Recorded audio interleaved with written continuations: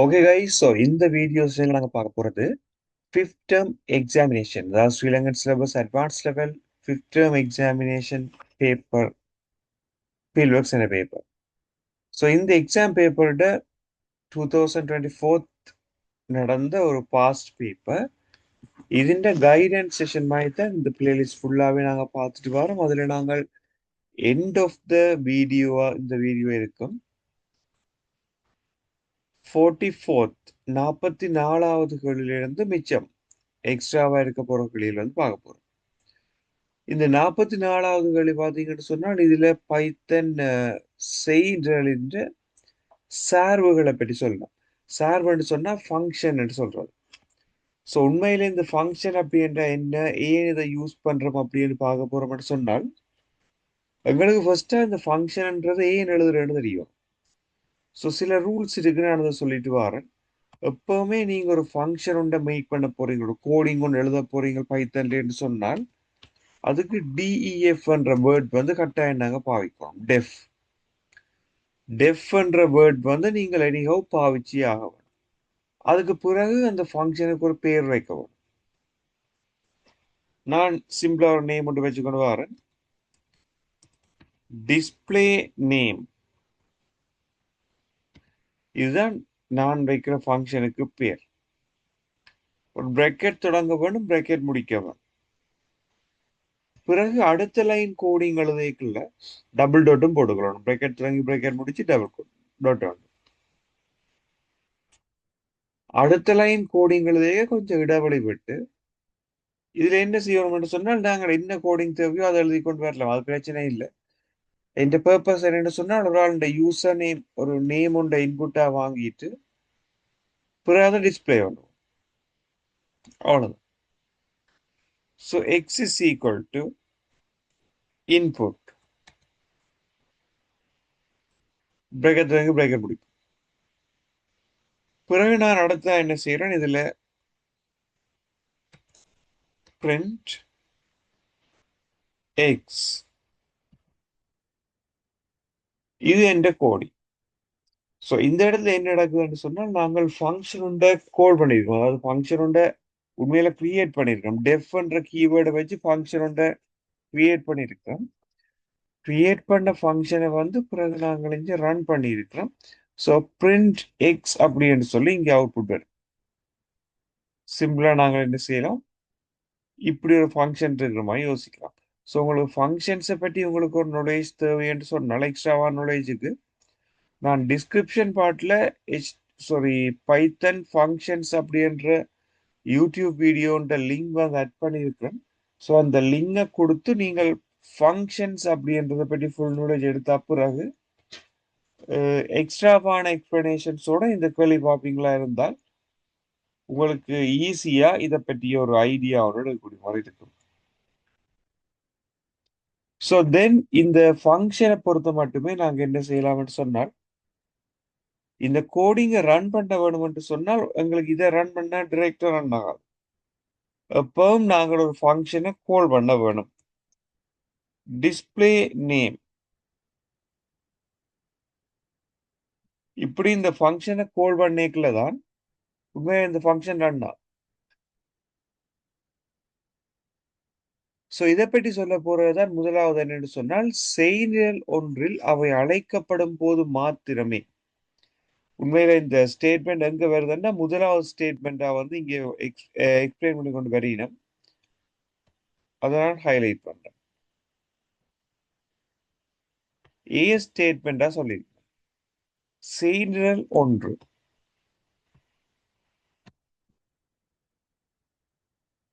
அவை அழைக்கப்படும் போது மாத்திரமே நிறைவேற்றப்படும். ஸோ ஃபங்க்ஷனை நீங்கள் டிக்ளேர் பண்றது, இனிஷியலைஸ் பண்றது எல்லாம் ஓகே, ஆனா அதை கால் பண்ணிக்கல தான் ரன் ஆகும். ஸோ முதலாவது ஸ்டேட்மெண்ட் சரி. அடுத்தது செயின்ட்ரல் ஒன்றில் ஒரு தடவை மாத்திரமே அழைக்க முடியும். ஒரு ஃபங்க்ஷனை ஒருக்கா தான் கால் பண்ணலாமோண்டா இல்லை, நீங்கள் ஒன்றுக்கும் மேற்பட்ட தடவைகள் எத்தனை தடவையுமே கால் பண்ணலாம். இந்த டிஸ்பிளே நேம்ன்றதை நீங்கள் எத்தனை தடவை கால் பண்ணாலுமே அதை ரன் ஆகும். ஸோ பி ஸ்டேட்மெண்ட் பிள்ளை, ஏ சரி பி பிள்ளை. அடுத்து சார்பினை அழைக்கும் போது பரமாணமாக பராமீட்டராக பெருமானங்களை அனுப்ப முடியும். உண்மையிலே அதுவும் சரியான கூட்டு. என்ன ரீசன் நீங்கள் இதுல இப்படியும் ஒரு ஃபங்க்ஷன் கிரியேட் பண்ணலாம். இப்ப நீங்க டெஃப் சொல்லி கிரியேட் பண்ணிட்டு டிஸ்பிளே நேம்,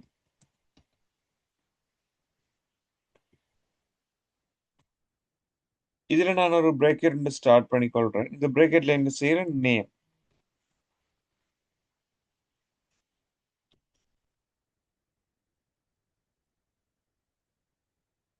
லாஸ்டா இந்த ஃபங்க்ஷனை ரன் பண்ணிக்கல வந்து நேம் என்ற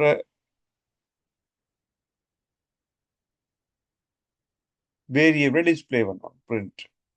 இவ்வளவுதான் வேல். ஸோ இந்த இடத்துல நாங்கள் அந்த பிரேக்கெட்டுக்குள்ள ஒரு வேல்யூவை போடுறோம் தானே. ஒரு ஃபங்க்ஷன் ஒன்றை டிக்ளேர் பண்ணிக்கல பிரேக்கெட்டை வேல்யூ ஒன்று யூஸ் பண்ணிக்கொள்றோம். இதைத்தான் நாங்க பெராமீட்டர் என்ற மாதிரி சொல்லிக்கொள்வோம், பெருமானம் என்ற மாதிரி சொல்லிக்கொள்வோம். ஸோ லாஸ்டா இந்த ஃபங்க்ஷனை கால் பண்றதுக்கு என்ன செய்ய வேண்டி வரும், டிஸ்பிளே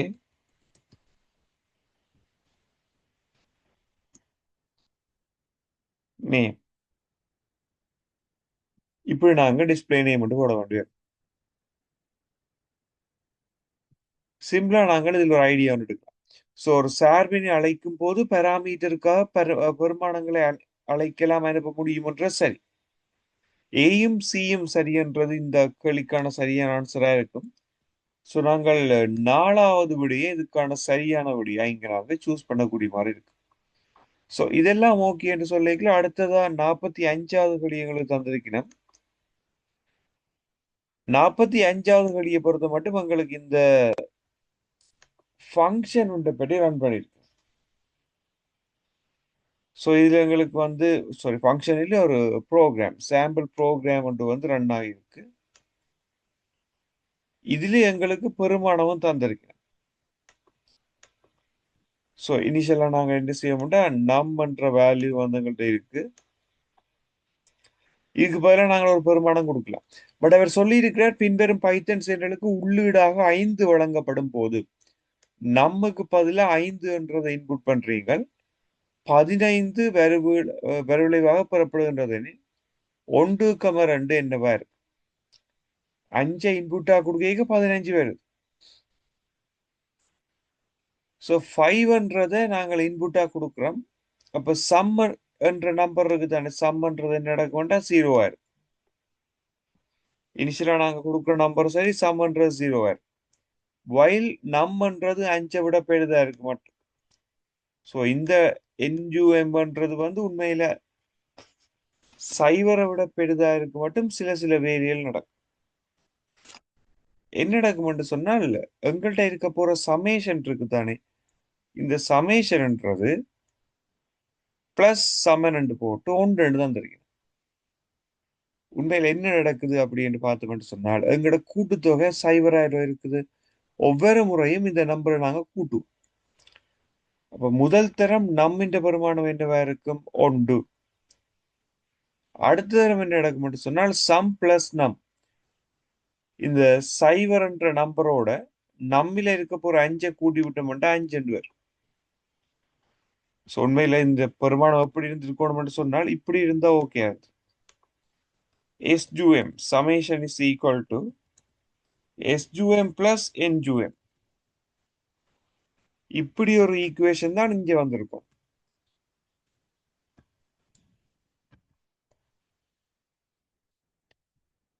இதே ஈக்குவேஷனை நீங்கள் ஈக்குவலா இப்படியும் எழுதலாம். SUM plus equal NUM. ரெண்டுமே ஒரே பெருமானத்தை தான் எடுக்கக்கூடிய பெருமானங்கள். அதாவது SUM sum is equal to sum plus num வாரதுக்கு பதிலா நீங்க சம் பிளஸ் ஈக்குவல் நம்பர்னு போட்டா கூட ஓகே, அது சேமான அவுட்புட் தான் தரும். அடுத்த விஷயமா நாங்கள் என்ன செய்யணும் என்று சொன்னால், இந்த நம்மின் பெருமானத்தை கழிக்கணும். என்ன ரீசன் என்று சொன்னால், நெடுகளும் அது 5 இருக்கக்கூடாது. ஒருக்கா ரன் ஆன பிறகு நம் இஸ் ஈக்குவல் டு நம் -1. ஸோ ഇതിന്റെ ஐடியா என்னவா இருக்கும்னு சொன்னால் நாங்கள் ஒவ்வொரு முறையும் வந்து ஒவ்வொரு நம்பரை கூட்டுறோம். ஃபர்ஸ்ட் டைம் 5 கூட்டுறோம், அப்புறம் 4 ப்ளஸ் 3 ப்ளஸ் 2 ப்ளஸ் 1 ஒன்று குறைஞ்சு கொண்டு போகும் நம்மளே. ஸோ எங்களுக்கு ஆன்சர் வந்து 5 plus 4 plus 3 plus 2 plus 1. So final answer எங்களுக்கு எப்படி வரும்னா 5 ப்ளஸ் 4 ப்ளஸ் 3 ப்ளஸ் 2 ப்ளஸ் 1. இது எல்லாத்தையுமே நாங்கள் ஆட் பண்ணி பார்ப்போமா இருந்தால் எங்களுக்கு 15 என்ற ஆன்சர் வரும். ஸோ உண்மையில வந்து அவரும் பெருவிளைவாக 15 தந்திருக்கு. அப்ப இதை வச்சு கொண்டு நாங்கள் எப்படியான ஒரு ஆன்சருக்கு வரலாம்டா. உண்மையில நாங்கள் என்ஜிஓஎம் இஸ் ஈக்குவல் இதுல ஈக்குவல் பண்ணிக்கல எங்களுக்கு ஒரு ஈக்குவல் சைன் கொண்டு வந்திருக்கோம். Right, fine. Equal is equal to நான் அதில் கவனிக்கையில் அதில் ஈக்குவல் வந்திருக்கோம். நம் ஈக்குவல் டு நம் பிளஸ் நம் மைனஸ் 1. இதை நாங்கள் எப்படி எழுதலாம் ஈக்குவலா எழுதுறோம்னு சொன்னால் நம் மைனஸ் ஈக்குவல் 1 இப்படி வந்திருக்கும். இது எல்லாத்தையும் பார்த்துக்கொண்டு முதலாவது இரண்டாவது கேள்விக்கான சரியான ஆன்சர் எங்களுக்கு எப்படி வரும்? இந்த தந்த ஆன்சரை வச்சு கொண்டு நாங்கள் சரியான ஆன்சர் பார்ப்பா இருந்தால் இந்த 45வது கேள்விக்கான சரியான ஆன்சரா 4வது எடுக்கலாம். ஏன்னா முதலாவதுக்கு வந்த ஆன்சர் எங்களுக்கு எஸ்யூஎம் வந்திருக்க வேணும்.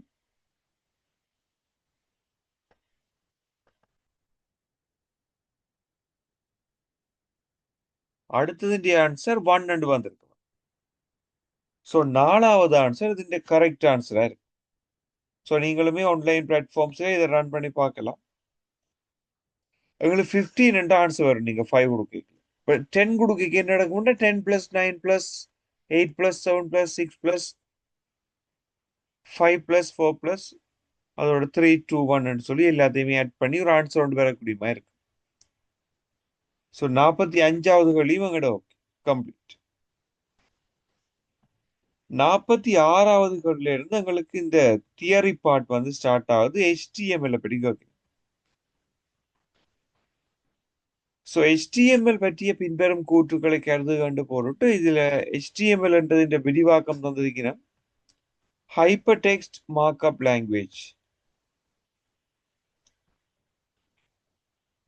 HTML என்ற விரிவாக்கம் வந்து உண்மையில் இது தந்திருக்கும். அது சரி, ஓப்பனாவே எங்களுக்கு தெரியும் ஹைப்பர் டெக்ஸ்ட் மார்க்அப் லாங்குவேஜ் என்றதுதான் HTML என்ற விரிவாக்கம்.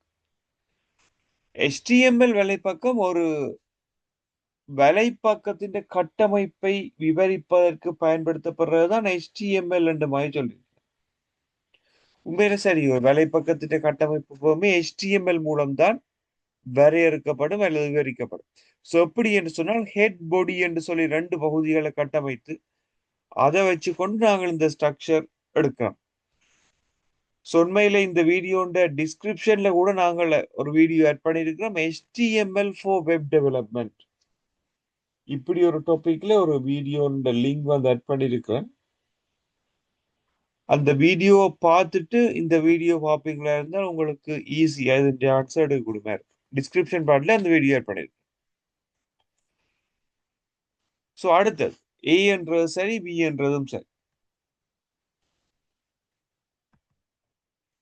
சி ஸ்டேட்மெண்ட்களுக்கு HTML தொகுதி உறுப்புகளை கொண்டது எலிமெண்ட்ஸ். எலிமெண்ட்ஸ் என்றா ஒன்றும் இல்லை, tags. Anchor tag, heading tag, body, head என்று சொல்லி டேக்ஸ் தொகுதி உறுப்புகளை கொண்டுள்ளது. சரி, HTML உறுப்புகள் வலை மேலோடிக்கு உள்ளடக்கத்தை எவ்வாறு காட்சிப்படுத்துவது என்பதனை தீர்மானிக்கும் கூறும். சரி, இப்போ ஹெடிங் என்று சொல்லிக்கல அது போல்டா வர வேணும், லெஃப்ட் அலைன்மெண்ட்ல வருவாங்க. பேராகிராஃப் என்று சொல்லிக்கல நார்மல் ஃபோன்ல வருவாங்க. இதே வந்து ஒரு டேபிள் ஹெடிங் போல்டா வரணும், சென்டரா வரும். கேப்ஷன் என்று சொல்லிக்க அட்டவணை என்று தலையங்கமா வரும்.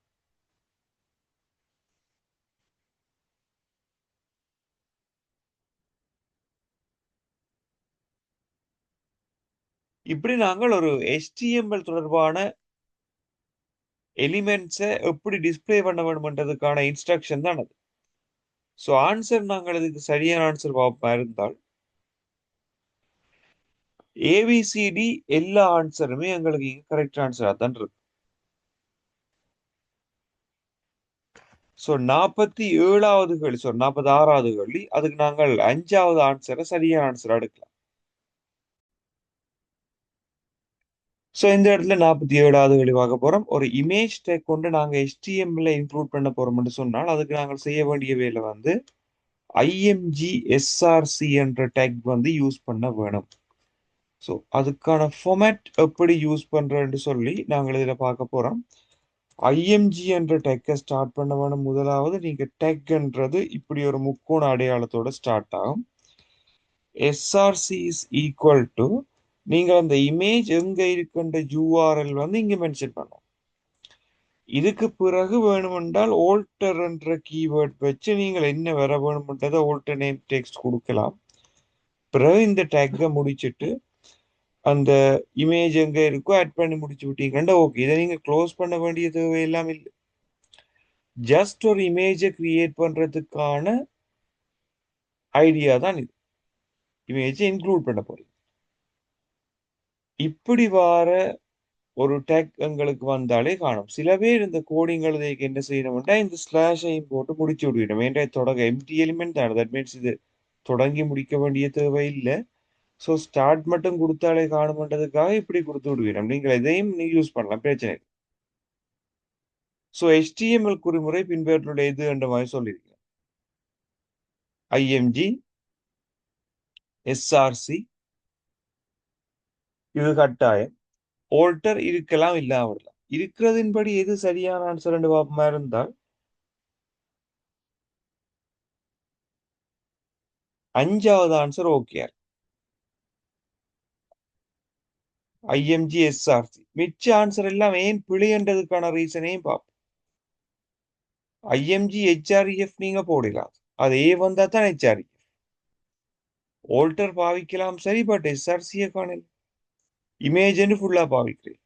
இருக்கிறதின்படி நீங்கள் 5வது ஆன்சர் போட்டாலே இந்த கேள்விக்கான சரியான விடையை கண்டுபிடிக்கலாம்.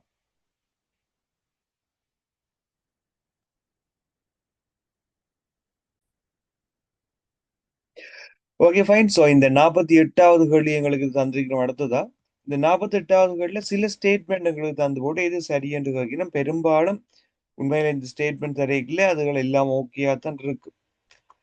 இதுல BR பிரேக் கோட்டு முறிப்பினை நுழைக்கின்றது. லைன் பிரேக், ஒரு லைன்ல இருந்து உண்மையில அடுத்த லைனுக்கு நீங்கள் ஒரு டிஸ்பிளே பண்ண போற கண்டென்ட்டை கொண்டு போறதுக்கு தான் பிரேக் டெக் பாவிக்கிறோம் நாங்கள். ஒரு டிஸ்கிரிப்ஷன்ல இருக்கிற வீடியோ நீங்கள் பார்த்துட்டு இந்த கேள்வி பாப்பிக்ல இருந்தா உண்மையில ஈஸியா இருக்கும். இந்த பிரேக்கை வேண்டாங்க தனியே இல்லாம அப்படி சொல்லியிருக்கோம்.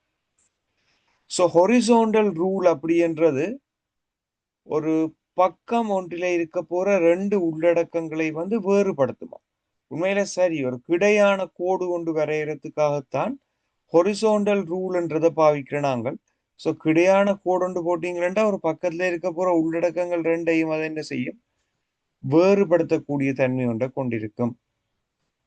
அடுத்தது ஆங்கர்டெக் அப்படின்றது மீ இணைப்பினை உருவாக்க பயன்படுத்தப்படும். அதாவது வந்து ஹைப்பர்லிங்க உருவாக்குறதுக்கு பயன்படுத்தப்படுறதுதான் ஏயா. வந்துன்னு சொன்னா பக்கத்துல HREF அப்படின்ற வேர்டும் வரும். ஸோ உண்மையில இது சரியான ஒரு விட. ஆங்கர்டெக் வந்து மீ இணைப்பினை உருவாக்கத்தான் பயன்படுத்தப்படுது. ஸோ இதுவுமே சரியான விடையாத்தான் இருக்கு. அடுத்தது பேராகிராஃப் டெக்கை பற்றி சொல்லணும். பேராகிராஃப் ஆனது பாடத்தின் முன்னும் பின்னும் தனித்த கோட்டு வழியினை நுழைக்கின்றது. நீங்க பேராகிராஃப் ஒன்று எடுத்துக்கொண்டு போறீங்களேன்னு சொன்னால் ஒரு பந்தி தொடர்ந்து வந்தால் அதுக்கு முன்னும் பின்னும் என்ன செய்யும்னா ஒரு எம்டி ஸ்பேஸ் இருக்கு. ஸோ அடுத்த பந்தி தொடங்கிக்கல புது ஒரு லைன் ஒன்றுலாம் தொடங்கும். ஒரு ஸ்பேஸ் ஒன்று ஆட்டோமேட்டிக்கா இங்கே இருக்கு. இதைத்தான் சொல்லியிருக்கேன். பேராகிராஃப் ஆனது முன்னும் பின்னும் தனித்த கோட்டு இடைவெளி, அதாவது சிங்கிள் லைன் ஸ்பேஸ் ஒன்று ஆட் பண்ணும். இப்போ 2 பேராகிராஃப் இருந்தால் அது என்ன செய்யும்னா 2 ஆட்டோமேட்டிக்கா ஒரு கேப்பில தான் இருக்கு. தொடர்ச்சியா ஒரு பேராகிராஃப் முடிஞ்ச உடனே அடுத்த பேராகிராஃப் தொடங்குற தன்மை வந்து இருக்காது. ஸோ உண்மையில ABCD எல்லா ஸ்டேட்மெண்ட்டுமே எங்களுக்கு இந்த 48வது கேள்விக்கு சரியான விடையா இருக்கு. சிம்பிள். அடுத்ததா நாங்க 49வதுக்கு வர போறோம். 49வது டேக் வந்து ஈஸி.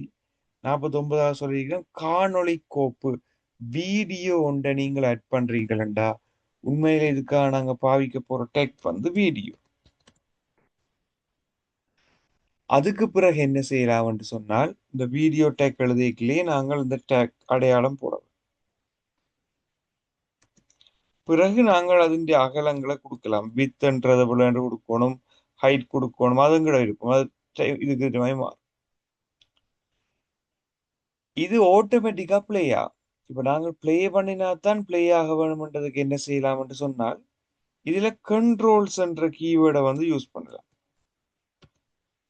அதுல ஒரு பிளே பட்டன் வரணும், பவுஸ் பட்டன் வரணும், நெக்ஸ்ட் ப்ரீவியஸ் கொடுக்கறதுக்கு ஒரு பட்டன்ஸ் வரணும்னா கண்ட்ரோல்ஸ் என்ற கீவேர்டை கொடுக்கலாம். பிறகு அந்த வீடியோ என்ற டேக்குக்குள்ள நாங்கள் சோர்ஸ் என்ற டேக்கை வந்து யூஸ் பண்ணோம். SOURC source. பிறகு அந்த சோர்ஸுக்குள்ள என்ன செய்யணும் என்றால் SRC அந்த வீடியோ உண்மையில எங்க இருக்குன்ற ஐடியாவை கொடுக்கணும். URL நீங்க கொடுக்கணும். பிறகு அதிന്റെ டைப் உண்மையில வந்து அது வீடியோவா ஆடியோவா MP4 ஆண்டு கொடுக்கும். ஸோ இதை நான் கொடுக்குறேன். இது வந்து ஒரு வீடியோ ஃபைல், ஒரு ஸ்லாஷ் போட்டு இது வந்து MP4 வீடியோ ஃபைல்.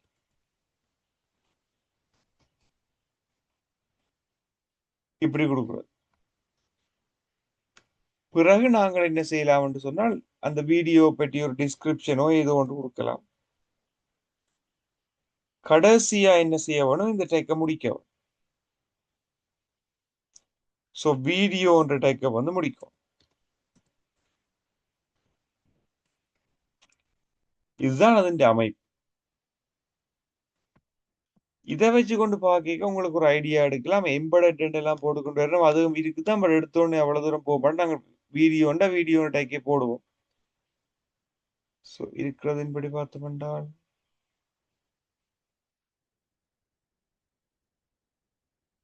எங்களுக்கு 3rd, 4th, 5th ஆன்சர் பொருத்தமா இருக்கும். அதுலயும் கரெக்ட் ஆன்சர் பார்க்க 5th ஆன்சர் தான் ஓகே இருக்கு. மெட்டெல்லாம் மார்க் இப்படி ஒரு ஆன்சர் வரக்கூடிய மாதிரி. ஸோ அடுத்தது எங்கள்கிட்ட வந்து ஒரு டேபிள் ஒன்று தந்திருக்கேன். இந்த டேபிள்ல என்ன ஆன்சர் வரும்ன்றதுதான் எங்களோட கேள்வி. ஸோ இதை நான் கொஞ்சம் ஜூம் பண்ணி கொள்றேன். இப்படி ஒரு டேபிள் எங்களுக்கு தேவை என்று சொன்னால், நாங்கள் ஆல்ரெடி HTML டேபிள்ஸ் என்ற வீடியோ ஆட் பண்ணியிருக்கோம். டிஸ்கிரிப்ஷன்ல பிளேலிஸ்ட்டை கொடுத்து உங்களுக்கு தேவையான வீடியோ பார்க்கலாம். ஒரு டேபிள் என்றது தொடங்கணும் கட்ட. பின்வரும் வெளியீட்டினை வலை மேலோடி ஒன்றில் காட்சிப்படுத்துவதற்கு பயன்படுத்த வேண்டிய HTML அடையாள ஒட்டுக்களை மாத்திரம் கொண்ட தொகுதி. முதலாவதுல பாத்தீங்கன்னு சொன்னால், டைட்டில் என்றதுக்கும் டேபிளுக்கும் எந்த ஒரு சம்பந்தமும் இல்லை. கேப்ஷன் THTC என்று சொல்லி ஒன்று வராது. பட் மூன்றாவது விட சரி. கேப்ஷன் இருக்கு, டேபிள் ஹெடர் இருக்கு, டேபிள் ரோ இருக்கு, டேபிள் டேட்டா இருக்கு, டேபிள் டெக் தான் போடுவோம். ஸோ மூன்றாவது விட சரி. ஹெடிங் என்ற டெக் என்று சொல்லி நாங்க யூஸ் பண்றதே இல்லை எங்க டேபிளுக்கு. அடுத்து டைட்டில் டெக்ல அப்படி என்று இல்லை. டைட்டில் டெக் நாங்க போடுறது வந்து ஹெட் என்ற பாட்டுக்குள்ள, அது டாக்குமெண்ட் டைப். இங்க நாங்கள் ஒரு HTML டேபிள யூஸ் பண்ணுவோம். ஸோ 3rd ஆன்சர் எங்களுக்கு இதுல கரெக்ட் ஆன்சரா இருக்கு. ஸோ இந்த இடத்துல நாங்கள் இந்த பிளேலிஸ்டின் லாஸ்ட் செஷனும் கவர் பண்ணியிருக்கிறோம். 50 MCQ இந்த வீடியோஸ் எல்லாம் ஃபுல்லாவே பார்த்துருக்கிறோம். ஸோ இன்னொரு பிளேலிஸ்ட், இன்னொரு புது வீடியோ கண்டென்ட்டோட நாங்கள் மீட் பண்ணிக்கொள்வோம். தேங்க்யூ.